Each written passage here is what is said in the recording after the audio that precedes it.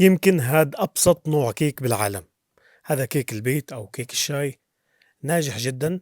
المهم نتعلم شو المقادير والتكنيك الصحيح لنعمل هذا الكيك لأولادنا، وأظن كل الأمهات كانت تعمله سابقا. واليوم هاي وصفتنا. المقادير يا أصدقائي كالتالي: مبدئيا رح نحتاج 3 بيضات مثل ما أنتم شايفين. بعدين رح ننزل بملعقة صغيرة من الفانيلا السائلة أو الفانيلا البودرة براحتكم يعني. لو في فانيلا فريش طبعا أحلى وأحلى، بس مش متواجدة أكيد.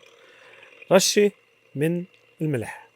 بعدين رح نضرب البيض كتير منيح، ونحاول ندخل أكبر كمية هواء. بعدين رح أنزل بكوب من السكر بشكل تدريجي مع الضرب. عم بحاول دوب السكر مع البيض. هون تغير لونه مثل ما انتم شايفين. بعدين رح انزل بكوب من الحليب، كوب كامل كمان مع الضرب.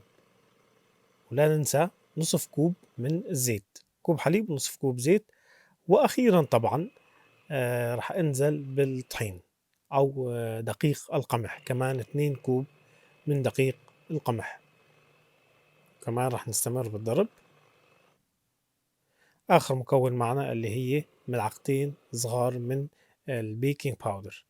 رح اجيب هذا القالب اللي عندي، هذا حوالي 28 سنتي بعمق 10 سنتي.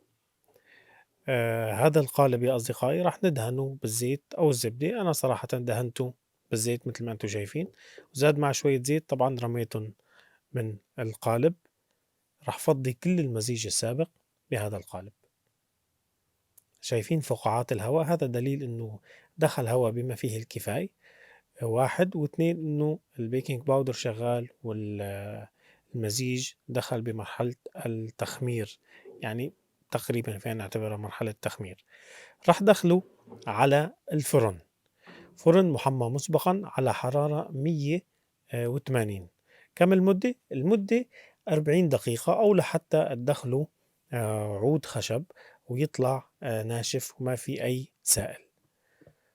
طبعا شلته من الفرن، خليته شوي ليبرد. بس انتم شايفين يعني هي من الأسفل ومن الأعلى، لون جميل جدا.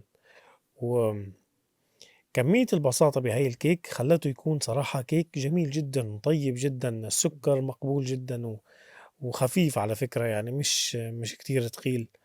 ما بعرف، بس أنا كتير انبسطت بهاي الوصفة. حسيت عن جد آه بنجاحها، قديش هي ناجحة وقديش هي مرتبة.